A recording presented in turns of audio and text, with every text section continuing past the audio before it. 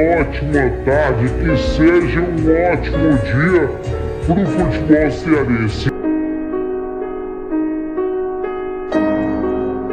Vai ser boa demais essa semana. Pode ser que seja até melhor que o fim de semana, né? Cá entre nós. 4 para o Atlético, 0 para o Fortaleza. Vai ser boa ou não vai a nossa semana?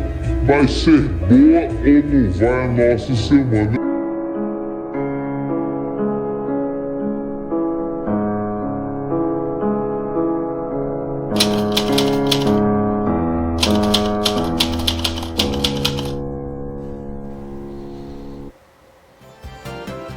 Tudo bem?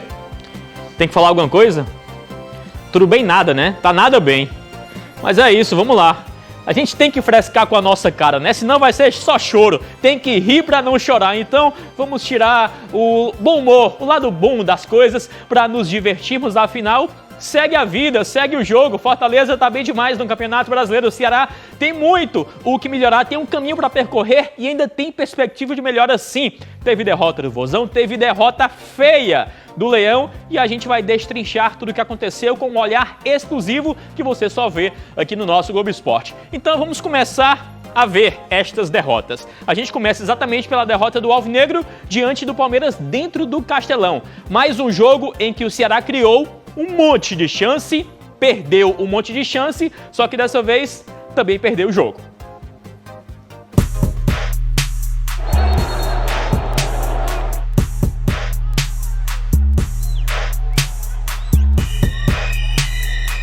Ainda não foi dessa vez que o torcedor alvinegro saiu do estádio comemorando a vitória. E, de novo, viu um time com total chance de vencer.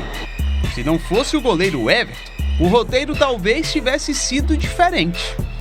E a gente fez um jogo, né, a maior parte do tempo equilibrado. Primeiro tempo, principalmente, nós criamos as melhores chances de gol. Paramos do goleiro o Everton, que fez uma grande atuação. O primeiro lance de perigo do Vovô foi nesse chute do Fernando Sobral para fora.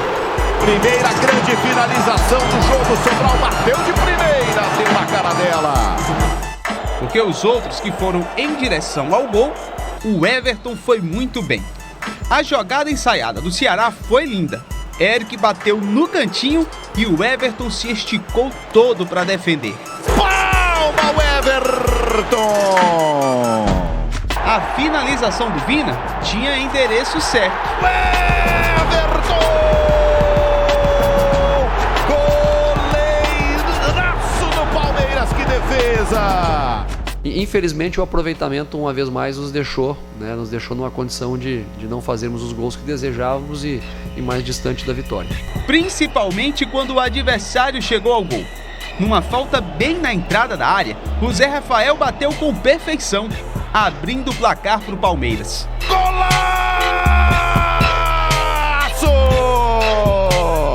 Gol do Palmeiras! Um placar que seria ampliado no segundo tempo. Abel Ferreira colocou em campo o atacante Davidson. Depois, Gustavo Scarpa. Aí, na primeira bola que o Scarpa pegou, cruzou na medida para Davidson, dentro da área, só completar o fundo da rede. Davidson amplia! Brilha uma estrela portuguesa no banco de reservas do Palmeiras! As alterações funcionam! O Ceará não se abateu com os outros, continuou na mesma pegada, criando oportunidades. Aos 43 minutos, Kleber venceu o goleiro Everton, diminuiu para o Ceará.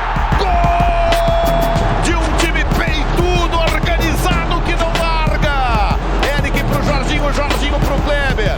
Atrasou a passada, condição legal, bateu desta vez, não deu pro Everton.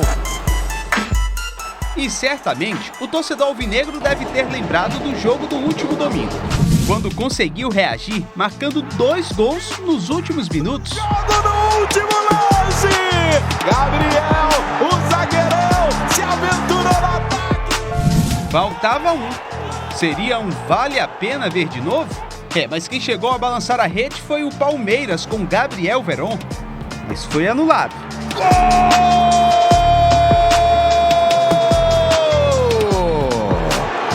Subiu a bandeira! Ficou nisso, 2-1 Palmeiras.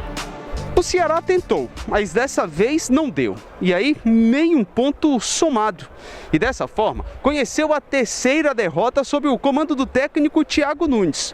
O time tem evoluído, tem jogado bem, mas não tem conseguido o resultado. São 5 jogos sem vitória, se aproximando da zona de rebaixamento. Eu trocaria esse gol pela vitória, é o que a gente está precisando no momento. A gente mandou no jogo todo, né? Acabamos levando o gol, mas vamos buscar, a gente vai buscar até o final.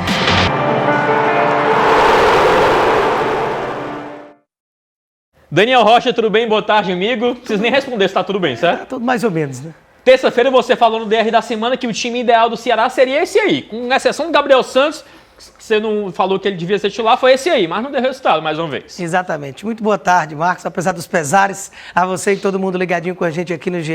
Os resultados não foram interessantes para nossas equipes no fim de semana. E falando especificamente do Ceará, como você pontuou, teve algumas alterações no time que realmente era o que não só eu, como eu acredito que a maioria dos torcedores do Ceará também estavam com essa perspectiva, que era você ter Eric continuando a sua titularidade, a saída do Mendonça do time titular e aí a entrada do Lima, consequentemente. E não é que deu errado, o problema é que acabou sendo mais do mesmo no aspecto de ter até um certo volume de jogo, mas pecar sempre na hora de definir, né?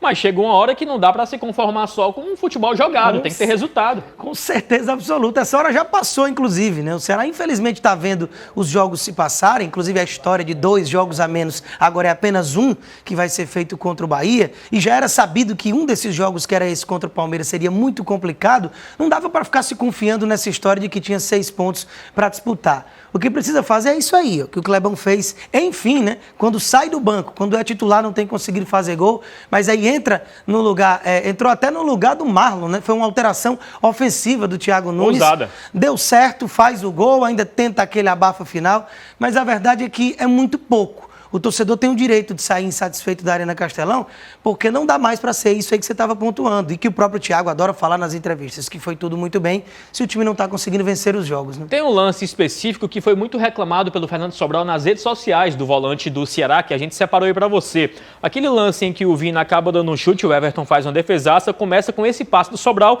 e ele é derrubado dentro da área. Esse lance não foi pro VAR, não foi nem revisado. O que você acha aí, Daniel? Na minha opinião, é um lance que, pela plasticidade da defesa do Everton, a finalização do Vina pode ter passado despercebido pelo VAR, como inclusive o próprio segundo gol do Bragantino na última partida do Ceará, né, que toca no braço do atacante Alejandro. Aí, visivelmente, a gente percebe que isso é uma falta claríssima, né? É um carrinho, lógico, depois que a bola já sai, e mesmo o Vina tendo concluído, pênalti não tem vantagem, né? Isso deveria ter sido observado. A gente tem para mostrar então a tabela de classificação depois dessa rodada atrasada cumprida pelo Ceará contra o Palmeiras. Mostrar aqui como é que está o vovô. Segue em 14º, certo? Na tabela de classificação temos aí para mostrar, Juliano.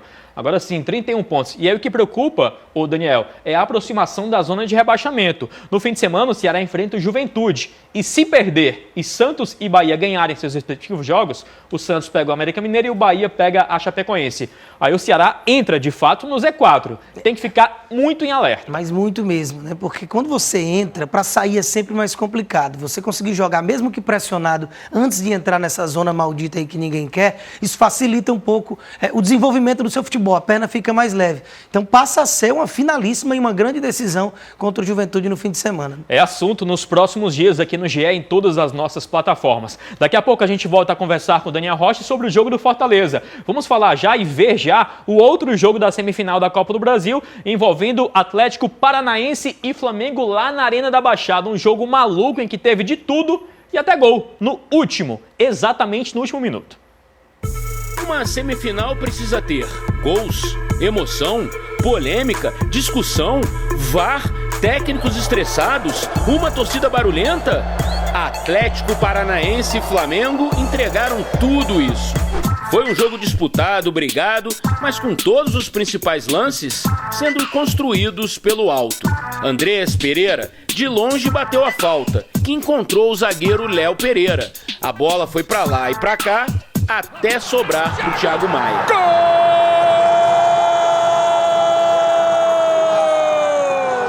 Gol milimetricamente validado pela tecnologia. Thiago Maia, segundo dele pelo Flamengo. Os donos da casa adotaram a mesma estratégia. No primeiro tempo, esse escanteio parou nas mãos do Diego Alves. Valeu como ensaio para o que aconteceria logo no início do segundo tempo. Pedro Henrique fez o seu primeiro gol pelo Atlético Paranaense, que descobriu a melhor e mais rápida rota até as redes. Cruzamento de Abner, Renato Kaiser se antecipou ao marcador Léo Pereira e virou o placar.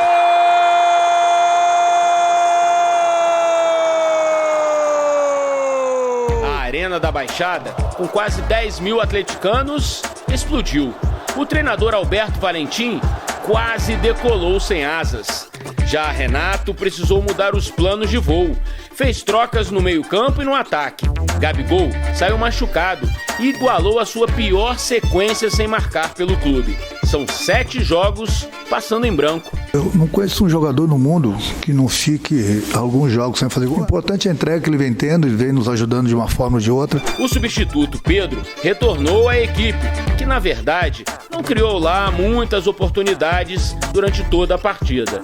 Nos acréscimos, foi preciso apertar o botão de emergência, que no futebol é dar um chutão para a área e ver o que acontece. Cobrança de Everton Ribeiro. E não é que aconteceu? Lucas Fasson com o braço muito aberto, ele acerta ali o rosto do Rodrigo Caio, penalidade que tem que ser marcada na minha visão. Domingo, pelo Brasileirão, os rubro-negros reclamaram desse pênalti em Vitinho. Ontem, a arbitragem marcou. E coube ao Pedro enfrentar o goleiro Santos. Pedro bateu o pênalti! Gol!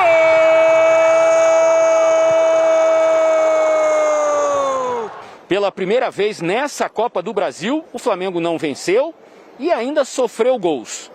Mas com um empate no último instante, vai poder decidir no Maracanã, precisando apenas de uma vitória por qualquer placar. Ou seja, na balança rubro-negra, um empate aqui em Curitiba ficou sob medida. Tenho que parabenizar a minha equipe, porque nós temos vivíssimos aqui, nós temos mais 90 minutos agora no Maracanã, na nossa casa, com a nossa torcida. Não é nada fácil também lá não, é mais um jogo difícil, mas lá a gente vai ter a nossa torcida. A gente queria sair com a vitória, né? Agora resolveu lá em casa, com a mesma concentração, o mesmo foco para conseguir a vitória lá em casa. Os primeiros 90 minutos da semifinal já viraram história. Difícil vai ser esperar até a próxima quarta-feira. Pelo menos quando a ansiedade bater, é só visitar o GE. Globo e rever as comemorações do Renato Kaiser e do Pedro. Calma, calma, vai dar tudo certo, só que para apenas um rubro-negro. Depois de intervalo, tudo sobre a goleada sofrida pelo Fortaleza e gol contra do Pequeno Cebola na Liga dos Campeões.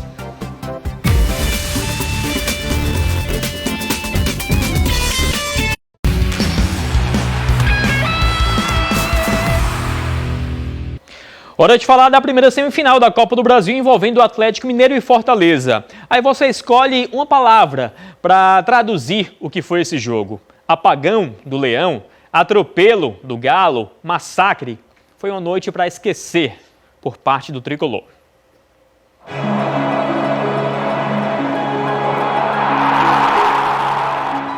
Como arrumar a casa depois de uma avalanche? Um trator que passou por cima sem dó e sem piedade? Não é simples enfrentar um adversário com superpoderes. Essa era a imagem da satisfação, porque a da apatia estava refletida na figura do comandante da histórica temporada leonina. No o pudimos o sustentar o momentos de adversarios y por eso o perdimos por esta diferença. Sem Tinga, que está machucado, a solução foi escalar uma linha defensiva com 2 jogadores improvisados. De um lado, Daniel Guedes, do outro, Matheus Jussa. Já a proposta para o ataque era ter uma boa mobilidade desde o início, tentar jogar para frente para buscar dar um passo importante rumo à final da Copa do Brasil. O assumo responsabilidade. O Leão até chegou, criou lá na frente, mas rapidamente viu o Galo passar a curtir bem o duelo. Felipe Alves conseguiu salvar nessa finalização de Zaratio. Zaratio domina, bate, o Felipe se estica e uma pontinha do dedo joga para escanteio. Só não teve o que fazer quando rolou uma cobrança de falta frontal. Não, foi no rebote o tirambaço. Guilherme Arana, 1-0.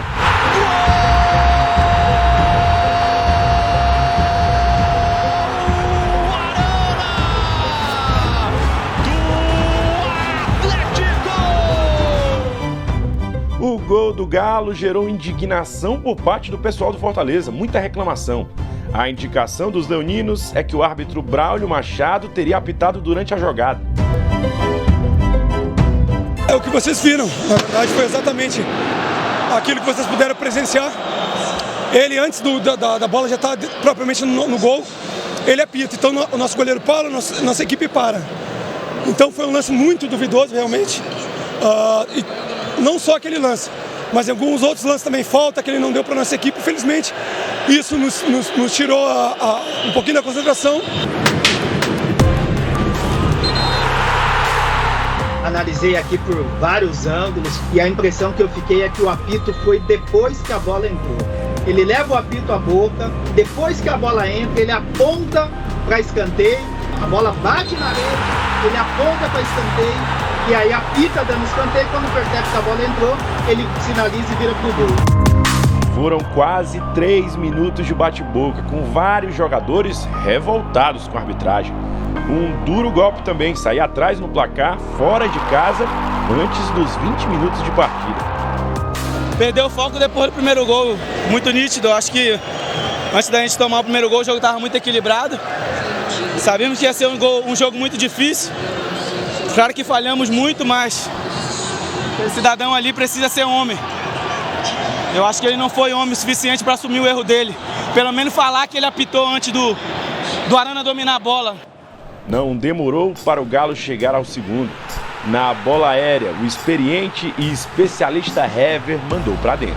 Hever, camisa número 4, amplia para o Atlético Mineiro no Mineirão, vai desviando no monte de gente até ir pro fundo do gol do Felipe Alves. Acredito que nós recibimos goles muy perto um de outro en esta serie de clasificación que costaron a partida. Partida que virou passeio. O Fortaleza viu o Atlético jogar, dar show em campo. Preste bem atenção no terceiro gol da equipe mineira. Uma aula de jogada trabalhada. Finalizada por Hulk. Levantou Hulk! Gol! E aí você tem de tudo no lance. Força com Hulk, tem. Habilidade com Keno, também.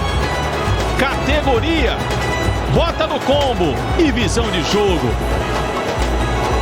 E a finalização precisa, perfeita. Bola pro fundo do gol do Felipe Alves. Natural essas caras de poucos amigos dos tricolores indo para o vestiário no intervalo. E não teve papo que desse jeito. Antes dos 2 minutos do segundo tempo, após cobrança de falta, Zaratio aproveitou o rebote e mandou por cobertura. 4-0.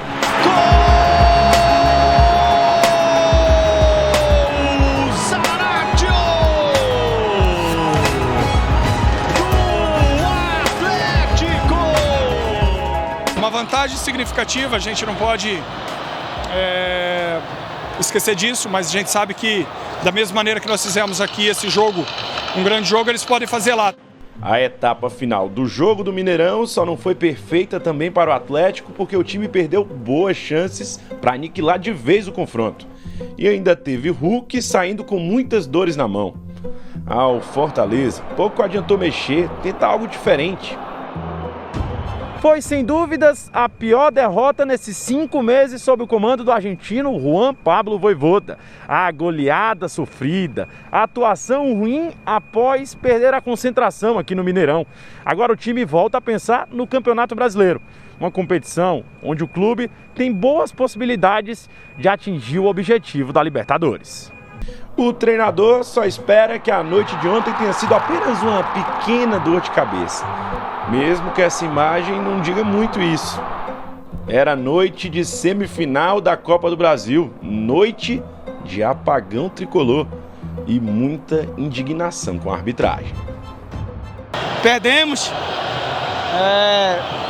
de um placar que é complicado, né? Difícil de reverter diante de um adversário muito qualificado. E nos perdemos depois do primeiro gol.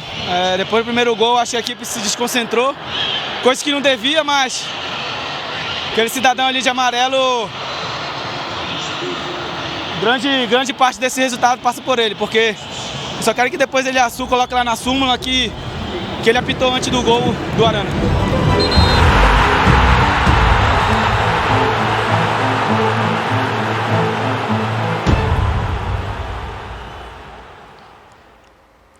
O árbitro Braulio da Silva Machado se confundiu todo nesse lance, se confundiu. Mas, Daniel, dá para dizer que foi isso que comprometeu? Pois é, né? O Pikachu ele tem um pouco de razão na sua indignação, porque o gesto existe ali, ele aponta para o escanteio, ia fazer uma lambança sem tamanho, né? Se marcasse isso, e foi um golaço do Arana. Mas não dá para acreditar a derrota nesse lance polêmico, porque, como o próprio Pikachu também diz, não devia acontecer. A desconcentração enorme após um gol, com todo um jogo pela frente, e ainda sabendo que é um confronto de 180 minutos, que você precisava se manter vivo. Mesmo que terminasse perdendo por 1-0 ou até 2, ainda tinha jogo para o jogo da volta, né?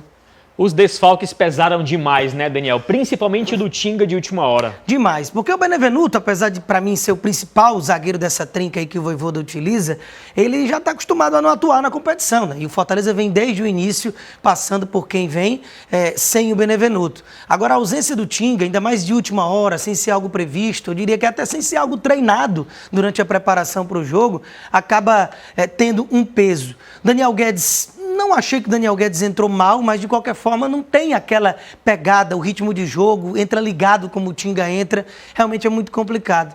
Da mesma forma que esse gol aí que a gente está vendo. É um golaço do Zarate? É um golaço do Zarate, assim como foi o golaço do Hulk, e é um timaço o time do Atlético Mineiro. Mas o Ronald, por exemplo, havia acabado de entrar, estava ali em outro jogador, tentou chegar no Zarate, chegou atrasado. Então realmente é um prejuízo muito grande que não era para tanto no equilíbrio dessas equipes. Vou te perguntar outra coisa. Dá para dizer que é futebol, tudo pode acontecer e tal? Cara, dá.